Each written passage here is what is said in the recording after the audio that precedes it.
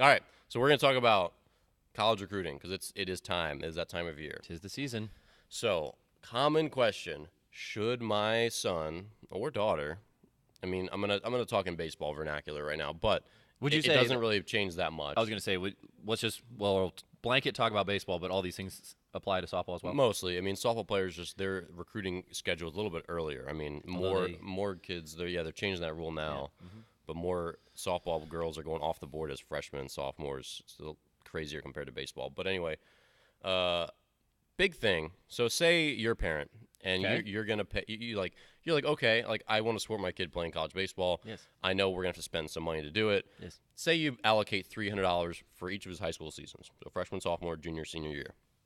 That's kind of the cost of like one, maybe two, showcases. Oh, okay, gotcha. Yep. If you're gonna go do those things, you do like a college camp for maybe $150, and then maybe like a showcase camp by a company like Prep Baseball Report, which they do a great job for their scouting stuff.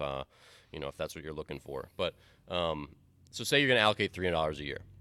So a lot of parents ask like, hey, should we go do this? Like I've heard we got to start early. I've heard we got to get their name out there. I'm like, well, how good is your son? So let's just use a pitcher as a reference. So say your son's a freshman, throws 70 to 74, which is a typical freshman, which is not bad. That's not bad at all. Most kids, when they do the right things, strength training, they work on their mechanics, they gain about 3 to 5 miles per hour every year. So if you're at 70 as a freshman, you'll be 75 as a sophomore, 80-ish as a junior, and then maybe 83, 84, 85 as a senior, and you'll get to play some junior college Division III baseball. That's like nothing to scoff at whatsoever. The hardest throwers are throwing around 80 as a freshman. We have one of those in our program. I've got a couple kids in the upper 70s in my 14U team. If you're throwing 80 as a freshman, you're on track to be like kind of 85 as a sophomore, and then you're going to be probably off the board probably that year if you can throw some strikes, 88, 90 as a junior, and then maybe a 90-plus guy as a senior. I mean, that's just like the way it sort of shakes out when you throw that hard that young. So anyway, but say you're that 70, 74 kid as a freshman. Should you go to a camp? Should you go to a showcase? So showcases and camps are a little different, right? Mm-hmm. So if you want to go to a camp, so say you want to go to, University of Illinois' baseball camp or University of Tampa's baseball camp, just throwing random ones out there. University of Oregon baseball camp. University of Timbuktu. Of Grizzly Bear University's camp, whatever. I love Grizzly Bear University. GBU. Different experience than a showcase. So with those camps, those are a little bit better because when you're not there yet, which I'll talk about in a second, because they're just going to give you a chance to interact with colleges, to see other kids your age who are good and serious about baseball, because the kids who are not serious about baseball, they don't go to these camps. You'll get to be in a big pool with other like-minded kids, and you'll get to compare yourself. You'll get an evaluation. You get to talk to college coaches. You'll get to perform in front of them. There's an instructional component. Yeah, there's an instructional component. So very different experience. If you want to do those and you have the money, I'd say go do them. Nothing going to hurt you. Now, if you're going to do that because you want to go to that school and you want to get seen by them, and you're that 70 to 74 kid, or you're just basically not there yet, then save your money because they're not going to sign you for that. Now, if you want to go to a showcase and you're that 70 to 74 pitcher as a freshman, say you have great mechanics, you got a nice curveball, you got a nice changeup, you throw strikes, you go to this thing, they write up your report, they got your video, you're on the website, you're 70 to 74 miles per hour. What's going to come of it? Absolutely nothing. So if people see it, they'll be like, oh, okay, well, maybe in 3 years he'll throw hard enough to play for my program. I'll check back in 3 years. Right. Getting your name out there, quote unquote, where they've seen your name and they see that, oh, there's a nice kid who has not much velocity, who's a couple years away. Okay. They're not going to like throw your name into a big database. They're just going to like, if someone, throws your name back their way 2 years later, they'll be like, oh, maybe I've heard that name. Yeah, it looks What's familiar. he look like now? But really what you look like then, if you're not there, doesn't really matter. Right. So let me go over quick, at least for pitchers, then you can go through kind of with hitters. For pitchers, they want to know your name because they're going to be following you and be very interested in you if you throw this hard at each age. As a freshman, 77 plus. Sophomore, 80 plus. Junior, 83, 82, 83 plus. Senior, 84, 85 plus, something like that. So if you're at that point, then you're like kind of ready where people like can know about you. So obviously if you're 83 as a junior, Division I schools are not going to be interested in you for the most part. But Division threes, if they see you, they'll be like, oh, this is a kid that I could get. Next year he might be 85, 86. Like, I need to make sure I come and watch him this year. I might need to talk to him now so I can get him before he develops too much. You know, if you're 84, 85 as a junior, Division twos, they're going to be pretty interested because, again, they're trying to steal some of those kids who might be Division I caliber when they're a senior. If they can sign you early before you kind of get to that point, they can get a really good investment. If you're 87 plus as a junior, you're probably going to go, if you can throw strikes and have a decent second pitch and third pitch, and you're a pitcher, not just a guy who just wings the ball, you'll probably go off the board, you know, with maybe like a Division I school, because they assume you're probably going to be a 90-mile-per-hour guy as a senior.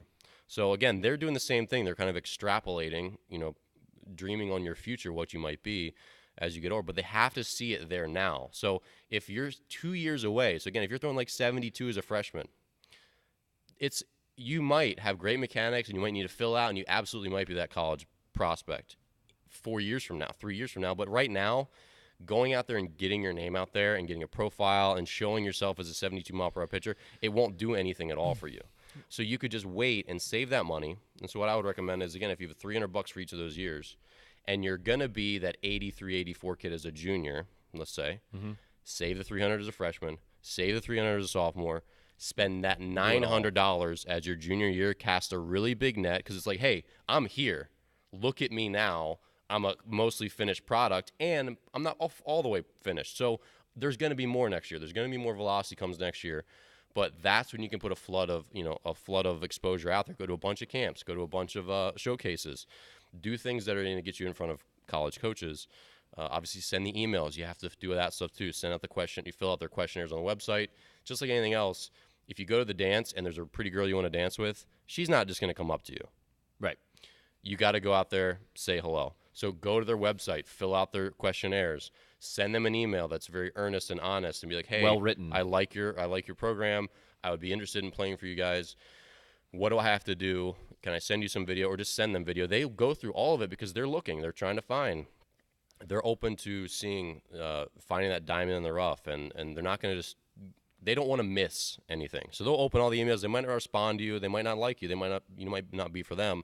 But they'll read it if you send something to them. So make sure it's well written, free of typos, give them good video. Video doesn't have to be complex. If you're a pitcher, just get a couple different views. If you have something that shows your velocity, but it shows the way your mechanics are, how your arm works, all that sort of stuff, that's all you have to do. I text videos of players to college coaches all the time. If I have a kid that's good, that I'm like, hey, this kid's good, I'm going to send him to this school that I think he could play for, I do it. And they're like, oh, yeah, he looks good. What's his name? Tell me about him. Like, blah, blah, blah. Oh, okay. Think you get him to come to my camp so I can look at him more? Yeah, I can do that. Yeah. Talk to him. Goes to the camp. Oh, man, he came to our camp. He was good. Like, we really liked him. We talked to him a bunch. He's going to come for a visit. Go for a visit. They go follow him in the spring. Sign him. That was exactly how it happened with one of our Division I commits. It started with me texting a video that I took with my iPhone while he was throwing a bullpen in which he hit 84. He was a sophomore. Nice mechanics, tall kid, like, again, long, lanky, pretty, like, just good pitcher's body where he's going to fill out, he's going to throw harder over time, he's already got good mechanics, his arm already works well, he's got a feel for a second pitch, he throws strikes. I think he had 16 punch-outs the other day in 5 2/3 innings, by the way. Yikes. Attaboy. You know who you are if you're listening. But, yeah, I mean, it doesn't have to be super complex, but you have to try to find the right fit. So if I have a kid who's 78 to 82 as a junior, I'm not going to text his video to a Division I school. Right. If he's 86, 87, 88 as a junior, I am. Like, right. I will. And I'll send to all the other schools below it, too. Just for the hitting side really quick, exit velocity doesn't correlate exactly one-to-one to pitching velocity. Like, you'll find it's not every coach cares a ton about exit velocity. And let me jump in real quick because pitching velocity is not the only. I think I've said a bunch of times, you have to be a pitcher. 87 just all over the place means nothing. Doesn't get you. I mean, it opens some eyes. You'll get somewhere, but it doesn't necessarily mean you're going to be, a 50% scholarship pitcher at a Division II or Division I school. So sort of just just to correlate the hitting numbers, like the minimums at each age level are 90 plus as a senior, 85 plus as a junior. I keep touching the table; it moves. 80 plus as a sophomore, and then 75 plus as a freshman. Pretty much, like if you're that 5 miles per hour per year, if you're doing the right things, is good to. That's what you're going to realize through training, right? Yeah, exactly. And obviously, some kids get more than that. Like you hear like velocity programs and hitting velocity programs, and we've had kids that gain like 10, 12 miles per hour in a year. I mean, one of my 14U pitchers, I signed him last year from our tryout. I say signed, but I just took him on my team. He was 58 to 61. He's 67 to 71 this year. He's gained 10 miles per hour in less than a year's time. We didn't do that. And next year he won't gain 10 miles per hour again. He hit a growth spurt. He did strength training for the first time. He really worked on his mechanics. He put in a lot of hard work. He's a great young man. He did a great job. But we can't claim like gains like that every year, because in 2 more years he'll be the hardest throwing human of all time. Like it's going to taper down. But if you do the right things when you hit a growth spurt, you'll get those big floods of velocity and exit speed and all that stuff too.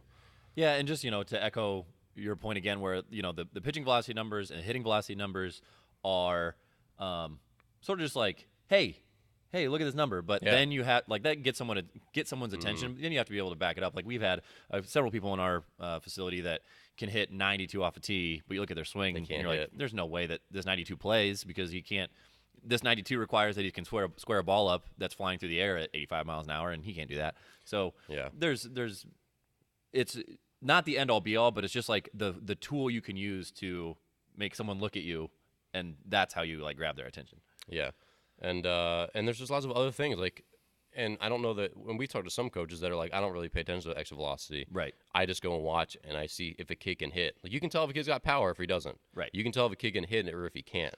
And though the eye test is still really important. Now, if they can't see him play, and I send him a video, the best thing we can do is say, look, he's got some bat speed. Right. Go watch him. Go see if he can hit. And then they go do that. So it's tougher to say, oh, this kid can really hit in a cage or off a tee, because like we don't know most of the time. We'll work with a kid that he just comes to us in the winter, and we work with him all winter. We don't know if he can hit until we see him in a game finally. It's a different animal. Because pitch recognition and your just natural timing as a hitter, those are the things that really, really matter.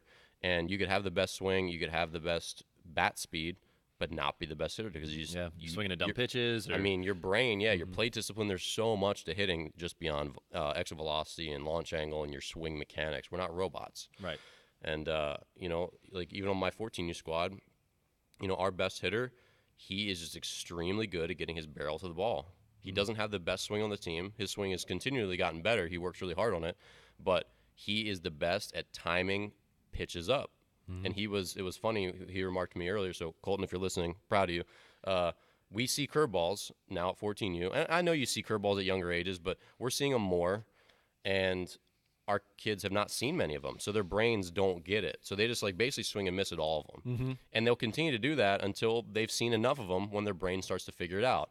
But last weekend, after their kid was throwing, and they're not good curveballs, but they're throwing a curveball, we're swinging and missing, and finally, kid, boom, line drive, hits an RBI or gets an RBI, and he comes in, he's like, hey, I hit a curveball. I'm like, you did. Yes, you did. You're like the first one. And it just takes that. Like your brain sees a couple, okay. Right, there it is. I see it. I figured it out. And then you react, and it happens. The floodgates open. And now he's done it once.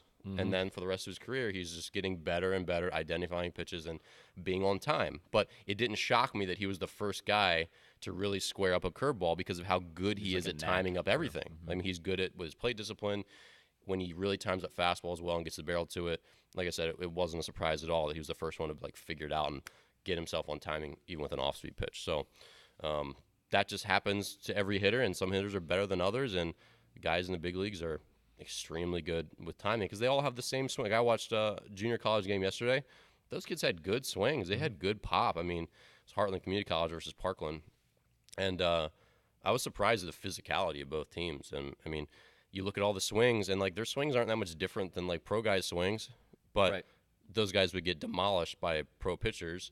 And so you say, like, why? And it just comes down to discipline and pitch recognition and their approach and all that stuff. And swinging wood bats. Like, the funnel narrows as pitchers get better. And it's, hitting's a crazy long-term thing. Yep. But we got a little off topic. But in general, I don't know, what else you got on recruiting? Well, I would just say, maybe to just sum up everything that you just said, is most players, and when I say most, it's like underlined, vast majority, aren't going to fall into the camp of they need to be proactive about going out and getting in front of people as freshmen or maybe even as sophomores. Yeah. And the rare instance where you're such a physical specimen that you are going to be getting looks from colleges as freshman and sophomore, or as a 14-year-old, you'll Yeah. probably know who you are. you'll know who you are, Yeah. and there's not going to be. I mean, it's not like you're at that point probably going to have to do a ton of work anyway. Like people will know you at that Yeah. point.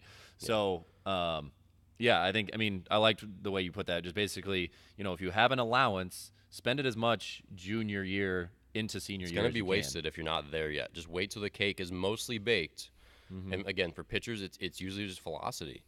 It's not like that's the only thing that you need, because you need lots of other stuff. But if the velocity's not there, the scouts are going to wait until it gets there. Yeah. And again, you don't have to be a 90-mile-per-hour guy, but once you get above 80, when you're 80 and above, now you're getting really close. Then we just have to evaluate your other stuff. Yeah, So 'cause if you're at 80 college- is a big milestone for a pitcher. Yeah, and then they can actually start to conceptualize what you might be as a player for them. Whereas when you're a freshman sophomore, they just there's They too have many no variables idea. at play. Like, yeah, you might quit baseball. Like, you're Right. a little kid. Like, You might they not need grow to anymore. Yeah, I mean, again, watching this JUCO game yesterday, those kids were. I mean, they're not kids. I mean, and they're all 18, 19, 20, because there's junior college. They're all freshmen and sophomores. They are physically big. Yeah. So if you're 130 pounds, how can a college coach say, like, yeah, he'll be what I need him to be? A thick 190 pounds as a second baseman or third baseman or shortstop or whatever by the time he's there. Right. It's just, you can't give them too long of a journey to have to guess for. All right, yeah. That's a good Little short recruiting little segment. chat on recruiting.